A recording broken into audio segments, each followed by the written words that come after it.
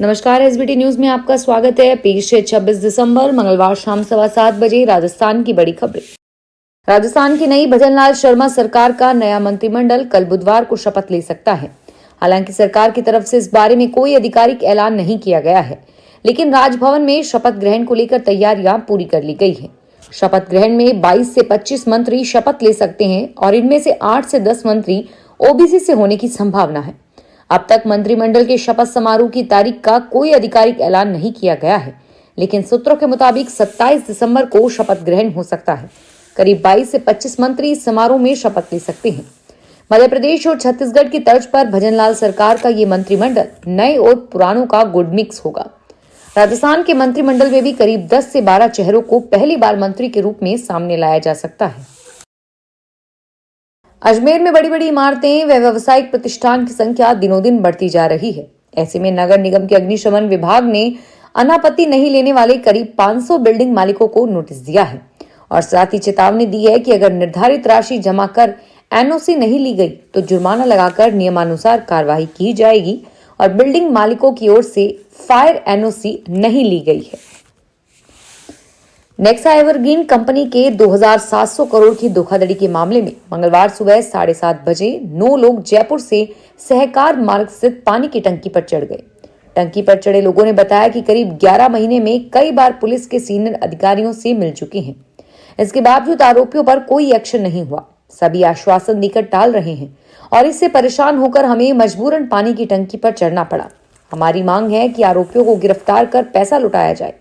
पानी पर टंकी पर चढ़े मुकेश ने बताया कि इस ठगी में लाखों एक्स सर्विसमैन को जोड़कर उनकी जीवन भर की कमाई लूट ली गई।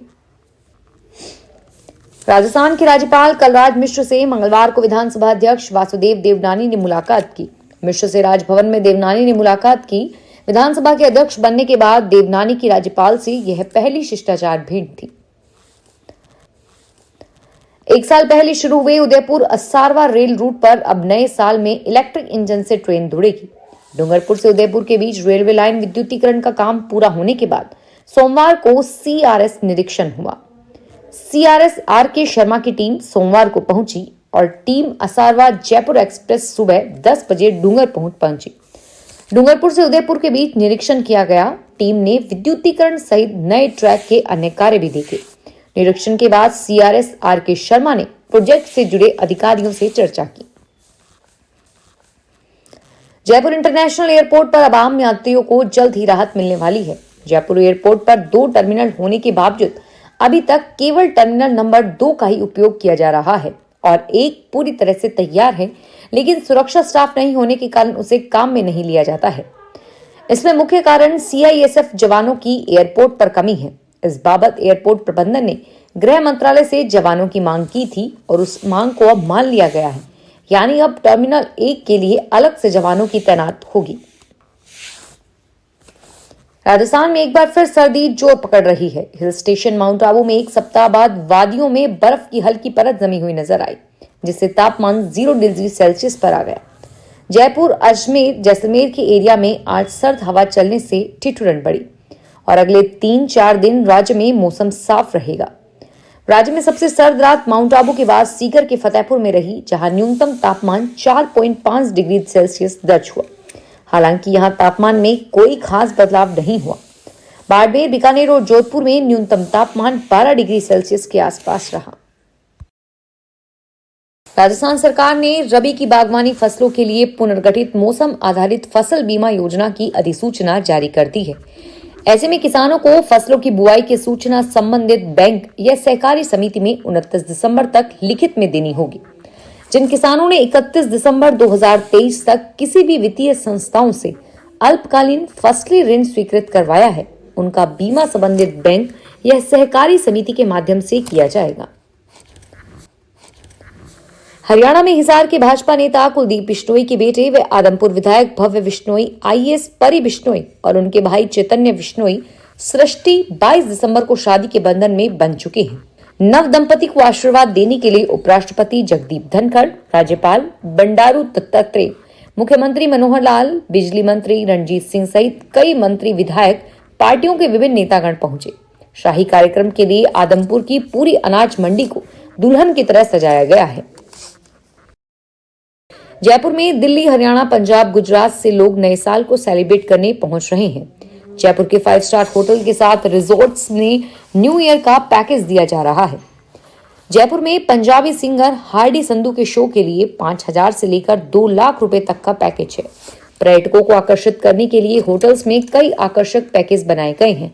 इसमें लाइव म्यूजिक से लेकर DJ party, gala dinner, sports activity, kite festival, horse riding, camel riding जैसी एक्टिविटीज भी प्लान कर रहे हैं। राजस्थान को समृद्धि की ओर ले जाने वाले भूगर्भ के एक और खजाने का पता चल गया है। बीकानेर से 10 किलोमीटर दूर नालबड़ी और सालासर गांव के पास व्हाइट क्ले की पट्टी के नीचे क्रूड ऑयल और प्राकृतिक गैस के भंडार मिले हैं। बीकानेर नागौर बेसिन में 2118 वर्ग किलोमीटर क्षेत्र के स्कैनर मशीनों से सर्वे और 2D व 3D भूकंप सर्वे के बाद यह 3 स्थान ड्रिल के लिए तय किए गए हैं और अब वेल ड्रिल से गैस और तेल के भंडार की गहराई और क्वालिटी का पता चलेगा। टोंक में निर्माणाधीन इसरदा बांध के लिए खेतों से की जा रही मिट्टी खुदाई को लेकर किसानों में गुस्सा है। किसानों ने टोंक और सवाई माधोपुर कलेक्टर को इसको लेकर पत्र भी लिखा है। किसान महापंचायत युवा प्रदेशाध्यक्ष रामेश्वर प्रसाद चौधरी ने बताया कि सरकार बनेठा के पास बनास नदी पर करोड़ों रुपए का बांध बना रही है और इससे 37 गांव टोंक जिले के और 4 गांव सवाई माधोपुर के अवप्त है। इससे किसानों को मुआवजा दिया जा रहा है। राइट टू एजुकेशन गरीब और जरूरतमंद परिवारों के बच्चों को शिक्षा का अधिकार प्रदान करता है, किंतु विगत कुछ वर्षों से शिक्षा का यह अधिकार निजी स्कूल माफियाओं का हथियार बन गया है। निजी स्कूल जहां आरटीआई के तहत सरकारी फंड ले रहे हैं और वहीं अभिभावकों से भी जबरन वसूली कर रहे हैं। यही नहीं, प्रदेश में ऐसे निजी स्कूल संचालक भी हैं जो आरटीआई के तहत झूठे एडमिशन दिखाकर सरकारी खजाने में खुलेआम डकैती डाल रहे हैं। राजस्थान के मुख्यमंत्री भजनलाल शर्मा को इसमें पत्र लिखकर आरटीआई के तहत एडमिशन देने वाले सभी निजी स्कूलों की एसआईटी से जांच करवाने की मांग की गई है। धौलपुर के बसेड़ी क्षेत्र के गांव कुइया के पास पक्की बाइंडर की परत टूटने से किसानों की 50 बीघा फसल गलकर नष्ट हो गई है, जिसे लेकर अन्नदाताओं ने संबंधित अधिकारियों से मदद की गुहार लगाई। किसानों का कहना है कि हमने सिंचाई विभाग के अधिकारियों से कई बार कहा है कि इस नहर को धीमी गति से चलाएं। किसानों ने बताया कि देर रात 12 बजे से माइनर फूट गई और इस पर उन्होंने कई अधिकारियों को फोन किए। जब कोई नहीं आया तो किसानों ने खुद माइनर पर कट्टे लगाने शुरू कर दिए। किसानों ने बताया कि जब तक नहर का पानी रोका जाता तब तक पानी सभी खेतों में भर गया। हॉलीवुड की पॉप सिंगर दुआ लिपा क्रिसमस और न्यू ईयर का जश्न मनाने राजस्थान की यात्रा पर है। इसकी झलक उन्होंने अपने सोशल मीडिया अकाउंट पर दिखाई और वहीं अपनी पोस्ट से फैंस को क्रिसमस की बधाई दी। यह पोस्ट सोशल मीडिया पर वायरल हो रहा है। क्रिसमस पोस्ट पर सिंगर ने कैप्शन में लिखा कि मेरी ओर से आपको हैप्पी हॉलीडेज, आने वाले साल के लिए प्यार, स्वास्थ्य और खुशियां भेज रही हूँ। दुआ लिपा ने अपने अकाउंट से राजस्थान यात्रा की तस्वीरें शेयर की है। इसमें उदयपुर का सिटी पैलेस और जोधपुर का उम्मेद पैलेस नजर आ रहा है। फिलहाल इस बुलेटिन में इतना ही और फिर हाजिर होंगे तमाम बड़ी खबरों के साथ।